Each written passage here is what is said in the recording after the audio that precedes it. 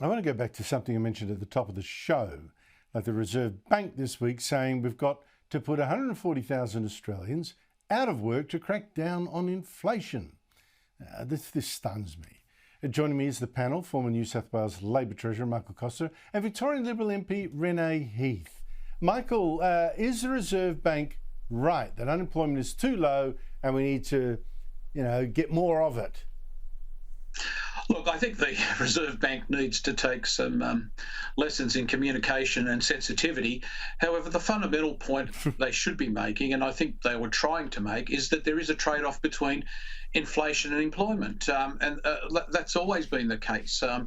Andrew, the other side of this argument is full of economic ignoramuses. These people want to have high levels of wages at a time when there's, high levels of inflation.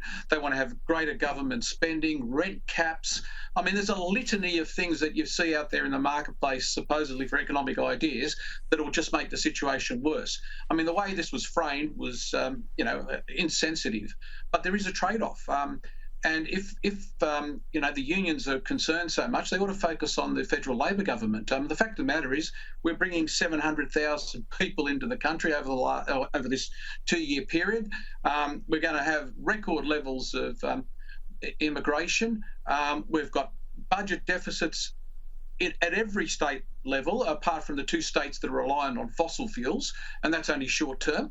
And then you've got spending everywhere on programs that are unsustainable. So, and I don't like defending the Reserve Bank because they've made mistakes in the past, but on this issue, they're right. There is a trade-off. We either deal with this very quickly as a short-term measure, or we're going to end up with stagflation, which is the worst of both worlds. We're going to have high inflation and high unemployment.